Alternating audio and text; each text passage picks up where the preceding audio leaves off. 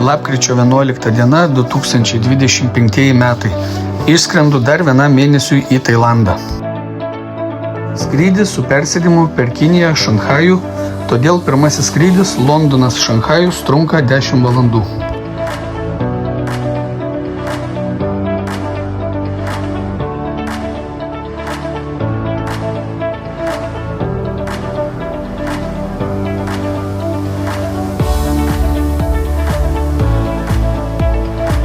Pirmo karto Šanchajuje nutūpti nepavyko, todėl lėktuvas padidino greitį ir kilo antram ratui. Iš antro karto nusileidome sėkmingai, bet pripažinsiu, buvo tikrai nejauku. Persėdimas Šanchajuje užtruko 2,5 valandos.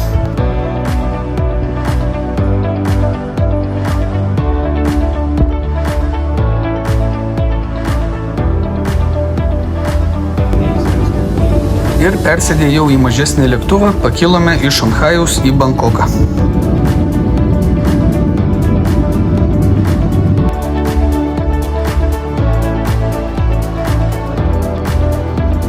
Girdėjau, kad Šanchajus didelis ir įspūdingas miestas, bet dėja jį teko pamatyti tik tais iš paukščio skrydžio per lėktuvo iliuminatorių.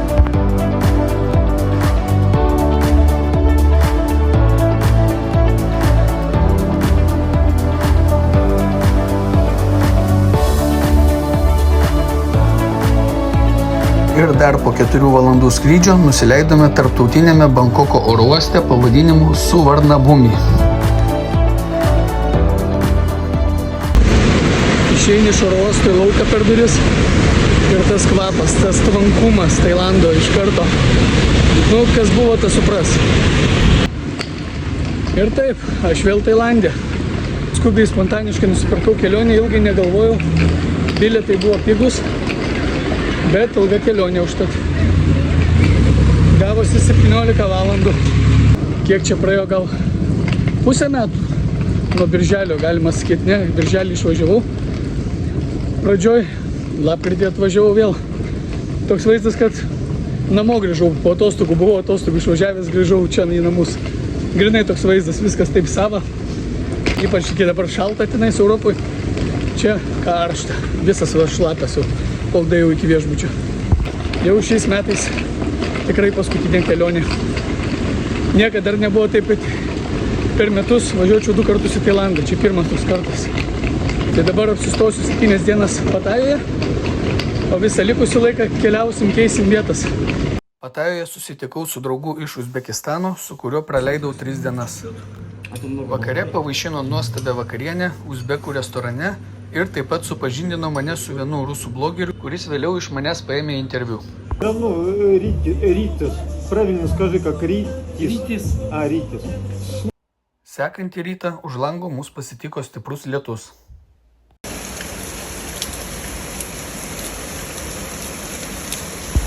Kadangi lapkritis dar tik tai sezono pradžia Tailande, todėl lietus iškrenta gan dažnai, bet nepastoviai. Vietinis prekybos centras, kuris vadinasi Makro.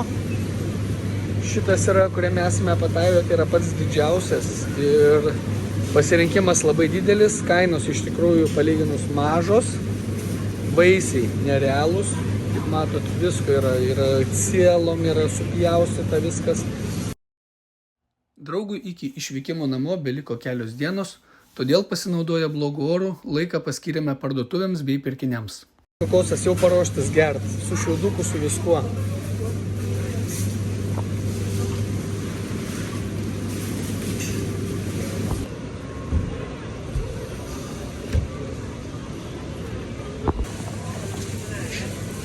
Šita parduotuvė labiau tinka ne atostogaujantiems Tailande, bet gyvenantiems Tailande, kurie turi savo virtuvę, kurie gali gaminti.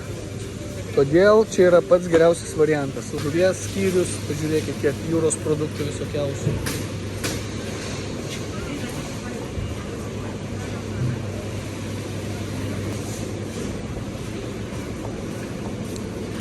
Žodžiu, pas juos Jėzus Marija, kiek visko yra. Tailandas niekada, kaip sakau, maistu nesiskundžia. Alkano turbūt nerasi ne vieno. Sulčiai, energetiniai gėrimai, Pepsi, Cola, viskas yra, viskas vietoj. Bet čia yra didmeninė prekyba, čia tik tai pakuotėm, perki po vieną negalima pirkti. Pas tailandiečius irgi parduotuvėse žiūrėkit, džiovinti čili pipirai. Česnakas susmulkintas ne galvutėm, o gali iškart nusipirkti va tokius va susmulkintus. Tik tai nusilupt reikia ir viso. Daug greičiau procesas vyksta. Super. Štai tokia porcija vištienos su ryžiais, buljonas ir padažiukas aštrus. 70 batų. Po šopingo užsukame į vietinį tailandiečių restoranėlį, kuriame galima sočiai bei pigiai pavalgyti.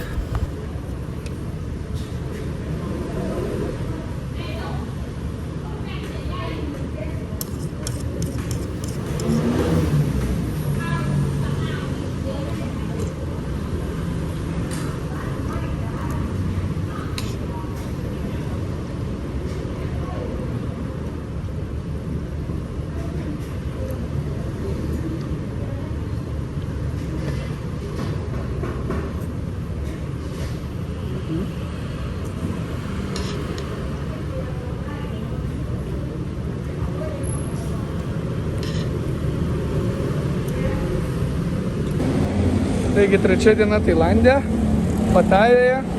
Persikėliau dabar gyventi į kitą rajoną, kuris vadinasi Pratamnak. Gan ramus toksai, necentrinė Pataja. Taigi pervažiavau į kitą viešbutį, kitą kambarį pasėmiau. Nebrangus gan, toksai vat.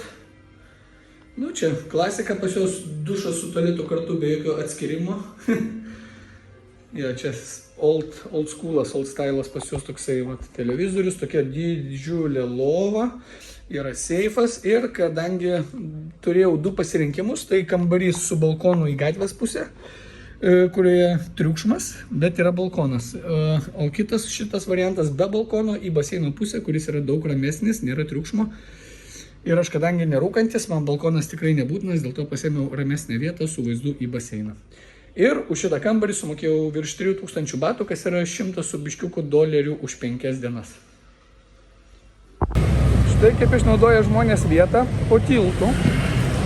Skateboardingų šitų traselė padaryta. O ten toliau aikštelė labai įdomi, tuoj papasakosiu kokia. Yra žaidimas tinklinis.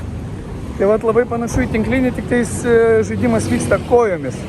Specialus kamuolys, toks pusiau plastikinis ir per tinklą jie spardo kojom. Galima galva, galima kojom, bet negalima rankom. Va štai. Tai vyksta šitas žaidimas. Va. Tailande labai populiarus tarp kitko.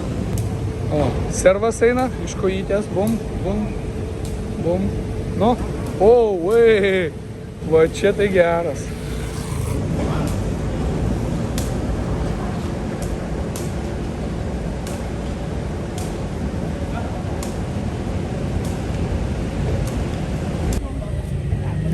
Beach Roadas, garsioji pakrantė Patajos, kur naktį prasideda naktinis gyvenimas ir laisvo elgesio merginos stovi, ne tik merginos, ir berniukai merginos. Žmonės atsipalaidavę pliaže va sėdi, kas geria, kas valgo, kadangi visada šilta, visada oras geras, nu kai lyja, aišku, nieko nebūna, bet kai nelyja, va, prašau, alaus mergičkos prisistačiusios. Ir čilina. Čia gyvenimas dieną naktį verda. Dieną, aišku, gultai išdėlioti pliažo. Žmonės deginasi, maudosi. Nors jūra nėra labai švari čionais. O naktį gultus vakare nuėma ir prasideda va štai toks gyvenimas. Kągi, šiandieną likau vienas. Draugas iš Uzbekistano šiandieną naktį, šią naktį skrido. Aš pervažiavau gyventi kitą viešbutį. Dabar esu vienas, bet man vis tiek neliūdna. Tailande, ypač Patajoje, niekada nebūsi vienas. Visada gali rasti kompaniją. Plius turiu porą pažįstamų čia dirbančių rusų, nes daug kartų esu buvęs Patajoje, tai tikrai nebus liūdna. Važiuosiu į ekskursiją vieną kitą ir čia praleisiu dar laiką iki 19 dienos. O 19 dieną važiuoju į Bangkoką ir skrendam į salą Koh Samui.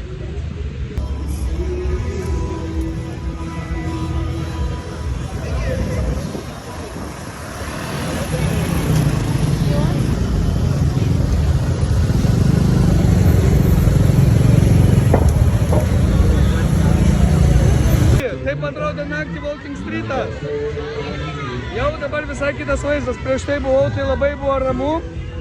Buvo gal 7 vakaro, dabar jau yra 9 vakaro ir vaizdas visai kitoks.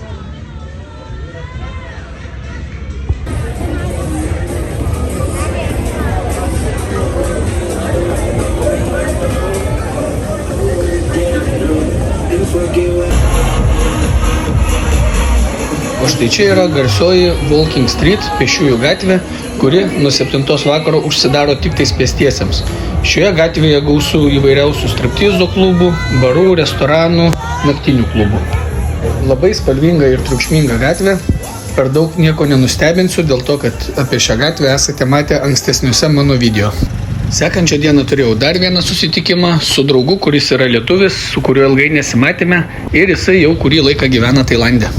Tailande veikia programėlė Bolt, su kuria galite įsikviesti ne tik automobilį, bet ir mopedą, su kuriuo kelionė trunka daug pigiau ir daug greičiau dėl to, kad važiuodami mopedu jūs išvengėte spūsčių.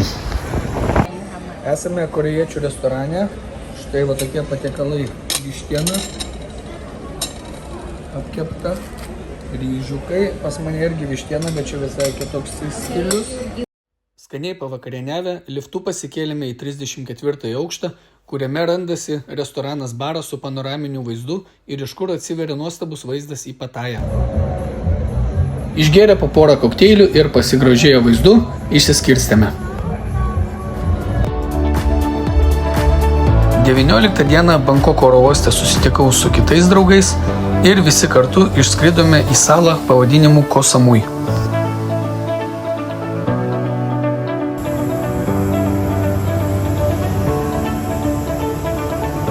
Žinoma, su orais nelabai pasisekė. Saloje buvo lietinga ir vėjuota. Sekančią dieną aplankėme 2 šventyklas. Tai pirma iš jų Wat Prajai.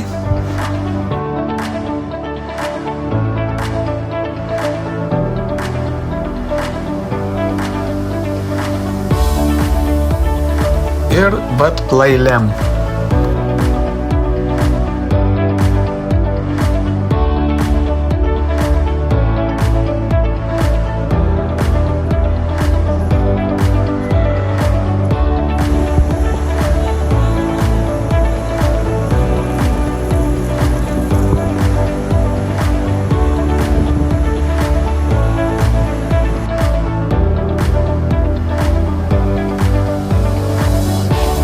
Antroji lankytina vieta – tai Overlap Stone apžvalgos aikštelė, kuri randasi aukštai ant kalno.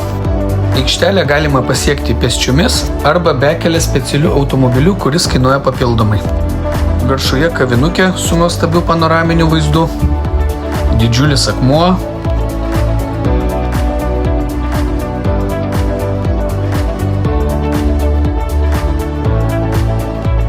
bei daugybė visokiausių dekoracinių statinių, prie kurių gaunasi nuostabios nuotraukos.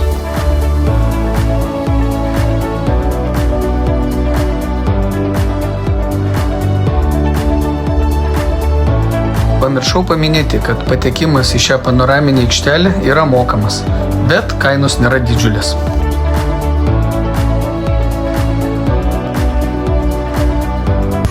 Ir štai Karolina išaušo dar vienas ekstremalių išbandymų metas. Pasivažinėjimas štai su tokia mašina. Tokiais keliais neeiliniais. Žemyn nusprendėme leistis visureigiu, nors molėta nuokalnė ir neatrodė labai saugiai. Bet nusileidome saugiai.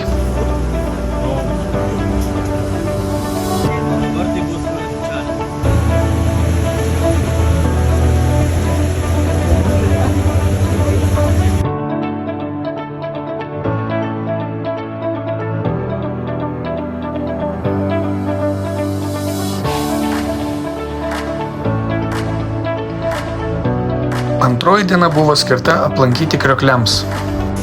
Koh Samui saloje yra daugybė krioklių. Mes aplankėme 3. Pirmasis iš jų pavadinimu Namuang. Jis yra apie 30 metrų aukščio. Dėl prastų orų bei didžiulės srovės krioklio baseine maudytis buvo draudžiama. Todėl galėjome tik tais pabraidžioti.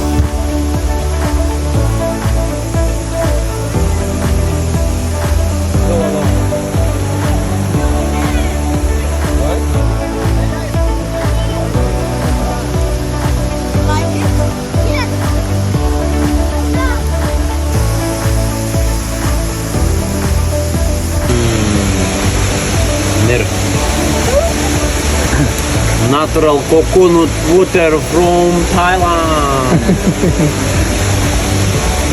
You like it? Amir. So Thailand.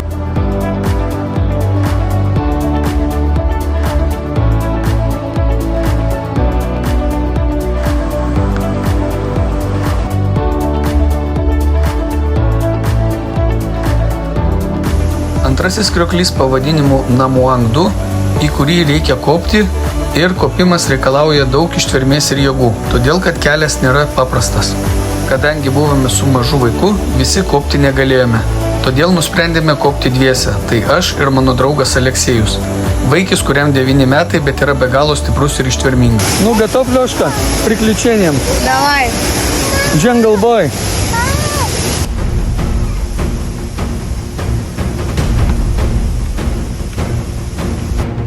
Kaip matote, kelias nepaprastas, akmenys, medžių šaknis, kai kur netgi reikia ir virvės pagalbos.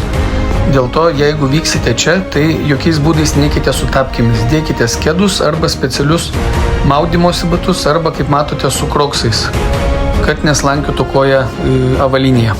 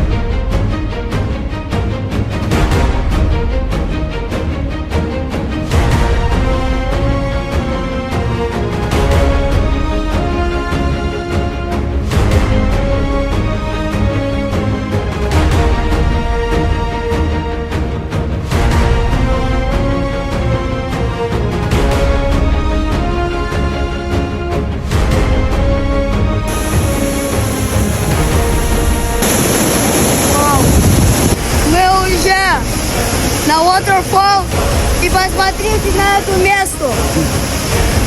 Тяжело было добраться тут, нет? Нет. Ну, ты военный, поэтому тебе не тяжело. Ну, искупаться хочется, да? Хорошо, сейчас пойдем купаться.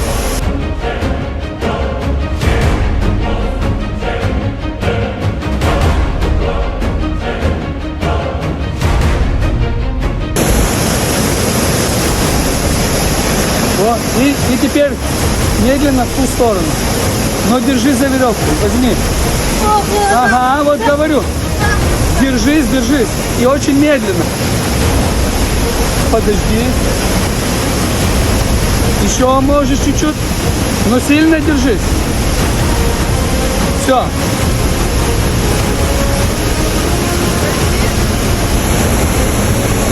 Не отпускай веревку, держись.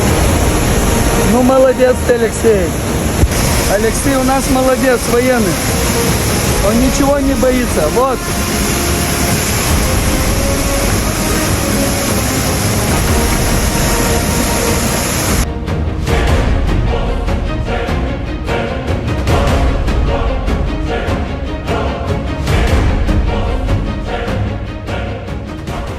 We are in the jungle.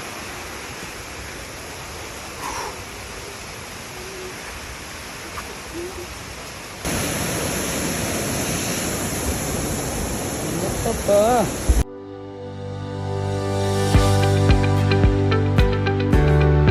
Trečiasis krioklys Zongrauja. Jis yra laukinis krioklys, prie jo dažniausiai žmonių nebūna ir priėjimas prie jo vėlgi yra nepaprastas, dėl to su vaikais ten eiti yra sudėtinga.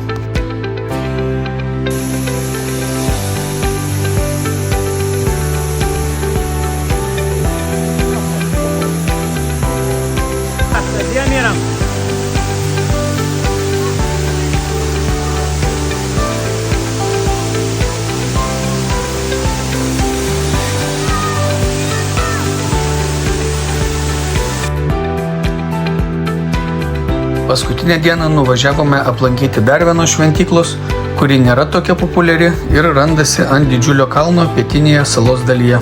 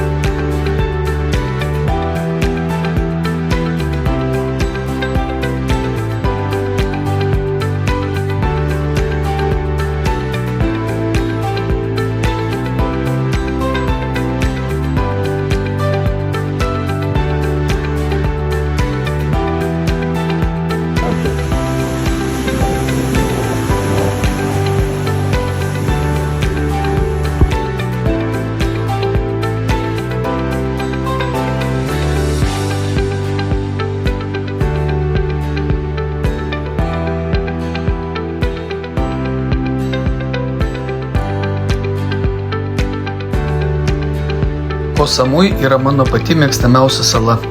Ji turi nerealiai gražią gamtą, daugybė krioklių, kalnai, gražūs paplūdimiai. Bet, kaip ir minėjau, šį kartą su orais mums labai nepasisekė. Visa savaitė buvo apniukus ir vėjuota. Bet, kada yra saulėta, sala nušvinta visai kitokiomis spalvomis. Lapkričio 23, kadangi draugai pakeitė kelionės planą ir išskrido į Puketo salą, kelionę toliau tęsiau vienas. Sėdau į keltą, kėliausi į žemyną, iš kur autobusu judėjau link Krabio provincijos miesto Ao Nang. Kelionė užtruko beveik visą dieną, todėl Ao Nange buvau jau tik vakare sutemus.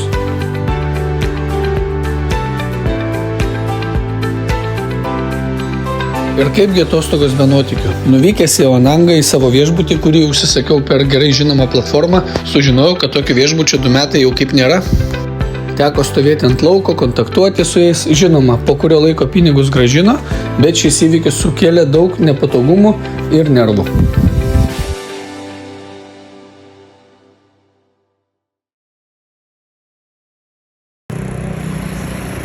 Ao Nange vėlgi pasitiko lietingas rytas, todėl visų pirma, ką padariau, tai išsinuomavau motorolerį ir nuvažiavau pirkti lietpalčio. Bevažiuodamas lietpalčio pamačiau gražią šventyklą, į kurią užsukau pasižvalgyti. Apie šitą šventyklą nežinojau, atsitiktinai važiuodamas pro šalį pastebėjau, kad tokia didžiulė galinga būda stovi ant kalno, tai kaip nenuvažiuosi pažiūrėti.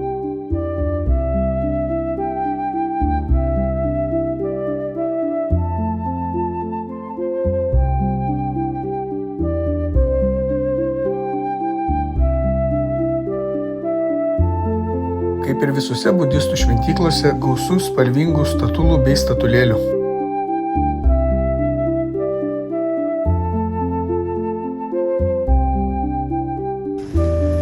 Šitos va statulos tai viduj kaip tikros. Mes pirmą kartą, kai pamatėm, galvom, kad čia tikri sėdi žmonės. Ant tiek nerealiai tikrai padaryta, va. Vienuoliai medituoja, pažiūrėkite. Ant kiek tikroviškai.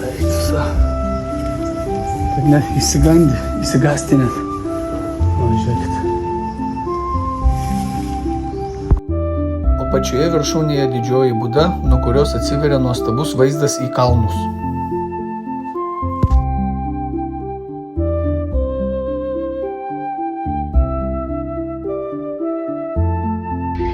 Štai po biškį leidžiuosi žemyn. Eina savo laiptai tokie status ir mažiukai, kad atsargiai reikia lipti, nenusivers. Nors oras ir labai bjaurus, bet dėl to aš savo planų nekeičiau. Ir patraukiau aplankyti dar vieną šventyklą, kuri randasi gan tolokai už miesto. Jūs tik pažiūrėkit, kokie nuostabūs vaizdai. Grabio gamta išsiskiria savo didžiuliais uolėtais kalnais, kurie primena vaizdus iš filmo Avatar.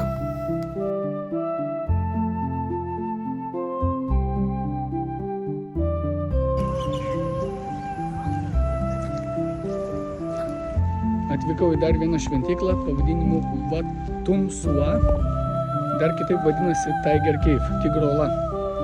Ir taipogi ant tokio didžiulio kalno viršuje yra didžioji Buda. Ir kad ją pasiekti, teks kopti tikrai nemažai į viršų.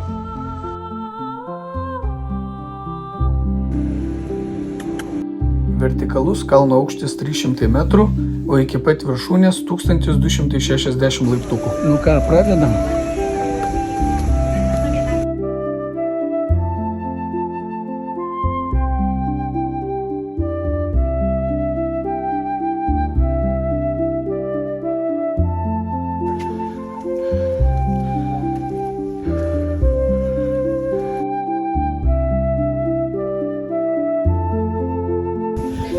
Žyma 520. Be fizinio parengimo įkopti į kalną yra tikrai sudėtinga. Būna žmonės pusiaukelėje persigalvoja ir lipa žemyn nepasiekia tikslo. Nu ką galiu pasakyti? Trasa skirta ir sportininkam, ir ne tik. Kas nesportavo ir užlipo, galima sakyti, jau pradėjo sportuoti.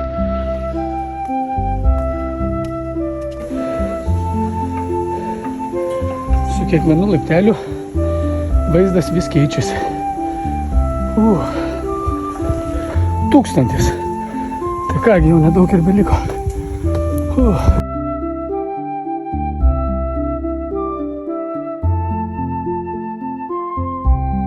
Ir štai finišas. Aš viršūnę pasiekiau beveik per 20 minučių, bet kiti žmonės būna lipa valandą ir daugiau. Plius šiandien lietinga diena, ne taip karšta, todėl palengvina šiek tiek lipimą.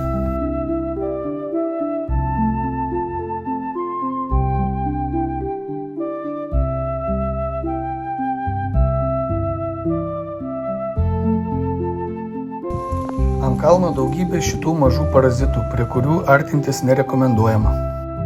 Beždžionės vagia viską, kas matoma ir lengvai pasiekiama, nesvarbu, ar tai būtų valgomas daiktas ar ne. Todėl tokius daiktus kaip telefonas, akiniai nuo saulės laikykite saugiai prie savęs, taip kad beždžionės nematytų ir nekiltų joms pagundų.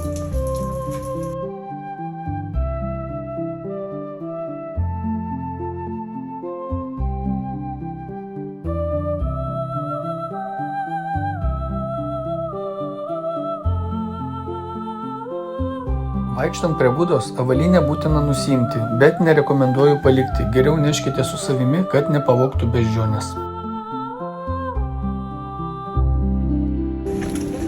O aš jau žemėjimo, jūs aukštyn, 4 žiūrėt. O tai va. Viskas leidžiusi žemyn, dar kiek užkilau, 1260, bet žemyn yra daug lengviau ir daug greičiau. Kaip matėt, užlipti tikrai nėra lengva, žmonės lipa net 4 kiti, bet tikrai didelė pagarba žmonėm, kuriem tikrai yra sunku, kurie turi didelį svorį ir vis tiek ryžtasi ir įkopia. Toliau ėjau pasižiūrėti nuostabių akmeninių uolų, kurios randasi džiunglėse.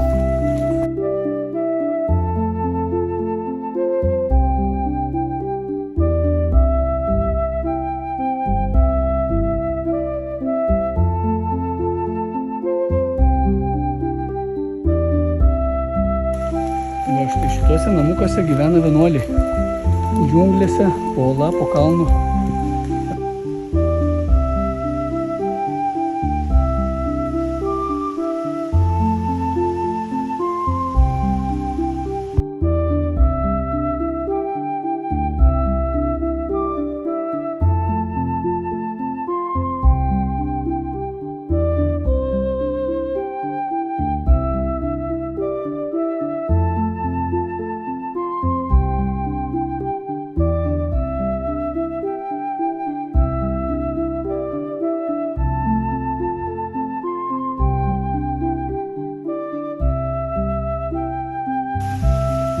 džiunglės ir augmenija visiškai kitokia nei mūsų miškuose. Medžiai didumo lyg iš kokių pasakų. Tai kamienas medžių.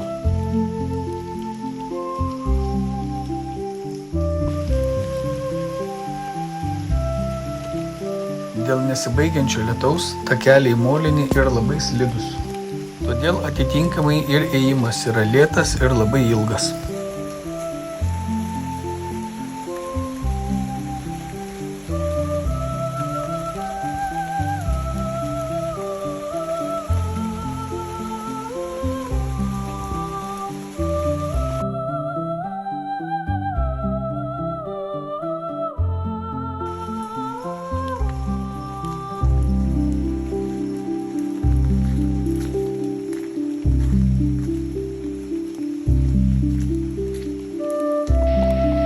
Čia jau einu tam džiungliam nežinia kiek laiko, jokių ženklų, bet keliukas dar kažkur veda. Žiūrėsim, gal nepasiklysim, iki tamsos grįšim iš čia, bet džiunglės tai nerealios. Šis oras galėtų būti geresnis, nes dabar tišlynai, dumblynai visur.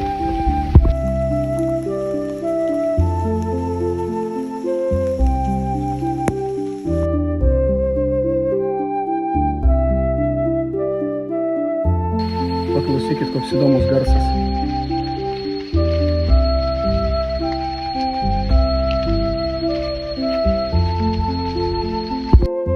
Toliau takelis niekur nenuvedė, tik gilyn į džiunglės. Todėl neradęs jokių nurodomųjų ženklų, permirkusiom ir molėtom kojom, nusprendžiau tuo pačiu takeliu grįžti atgal.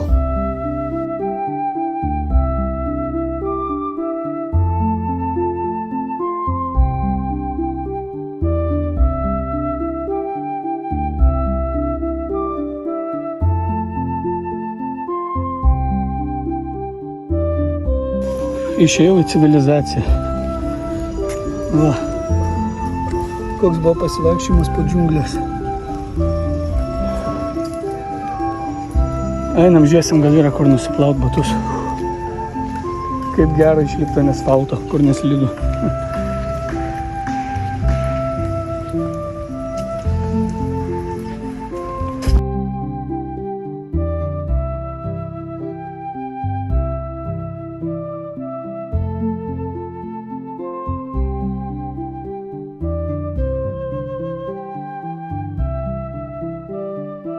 Taigi, palaipėjęs kalnais bei pasivaikščiojęs po džiunglės, sėdau ant mopedo ir nuostabiai skrabio keliais patraukiau atgal į Aonangą.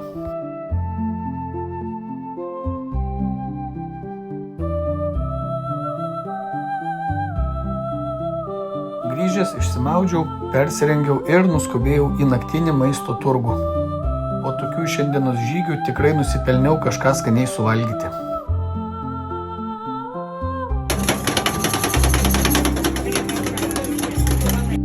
O pavalgęs ėjau ilsėtis, tikėdamasis, kad rytojus atneš geresnį orą. Deja, ryte oras nenudžiugino. Prabudau nuo stipraus lietaus anksti, todėl nusprendžiau rytą paskirti sportui.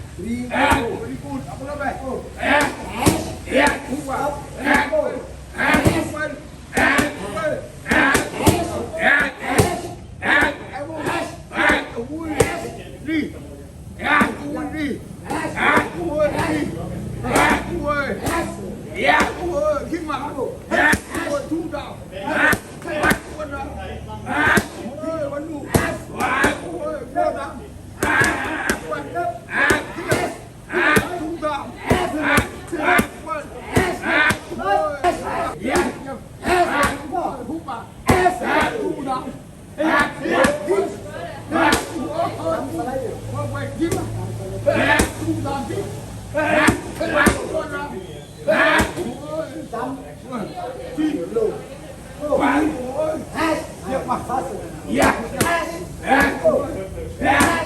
cho kênh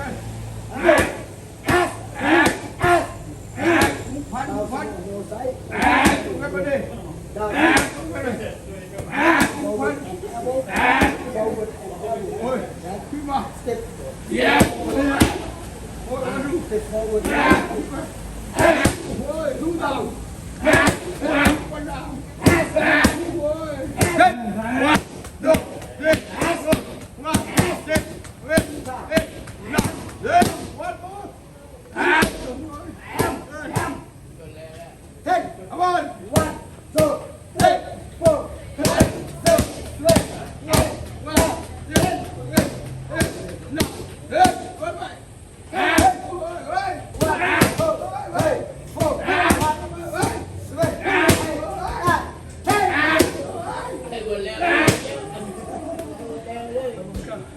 Great work, man. Great work.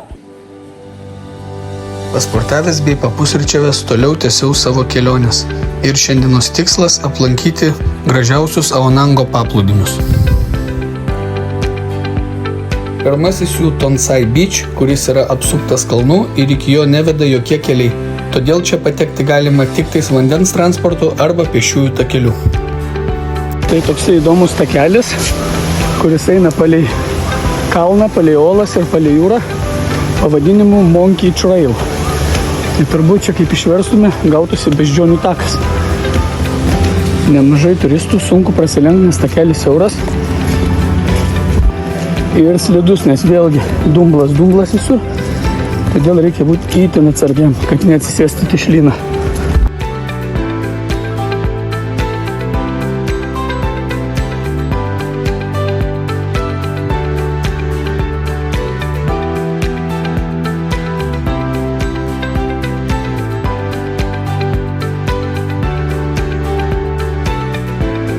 Štai tokie vaizdai, toksai paplūdimys. Tik paplūdimyje nėra labai švaru, nes šioje teritorijoje statosi nauji viešbučiai, vyksta statybos darbai.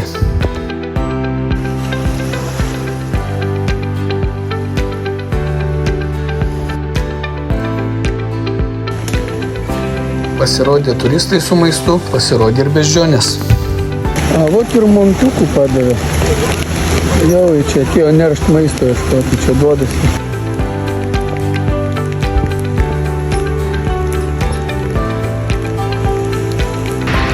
O štai čia yra pagrindinis Aonang Beach, Aonango paplūdimys.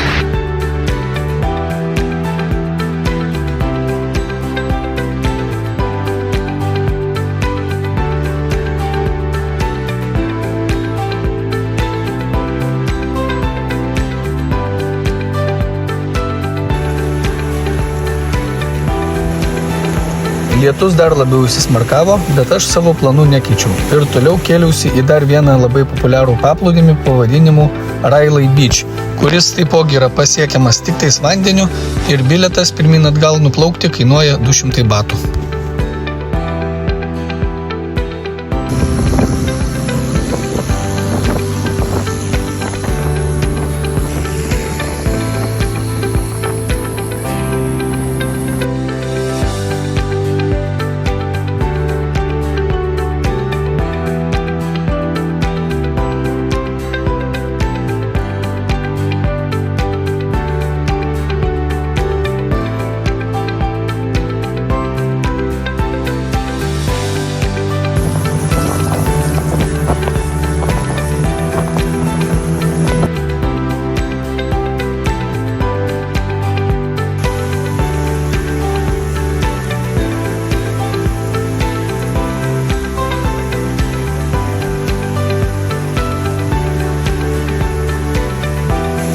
Atvykęs į paplūdimį, užėjau į kavinukę pavalgyti ir palaukti, kol aprims lietus.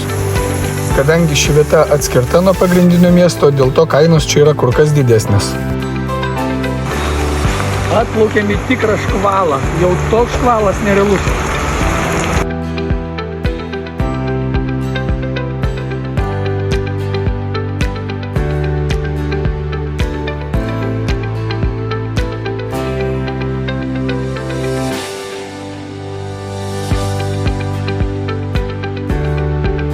Teritorijoje daugybė viešbučių, dėl to čia galima atvykti ir su nakvyne.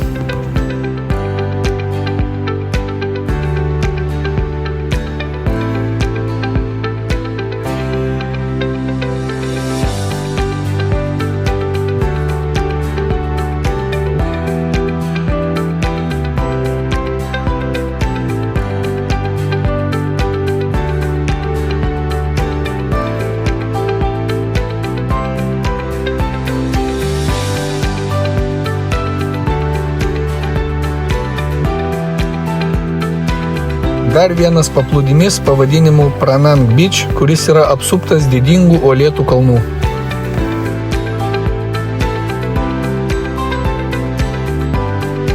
Čia taipogi galima išbandyti ir alpinizmo atrakcijas.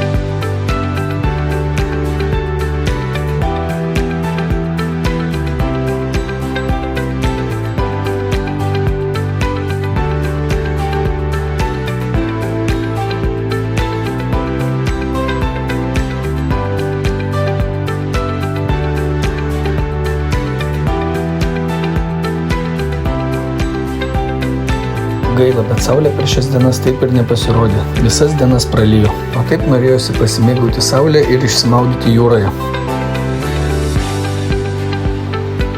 Bet kokiu atveju Krabis yra labai gražus ir visiems rekomenduoju jį aplankyti, jeigu būsite Tailande.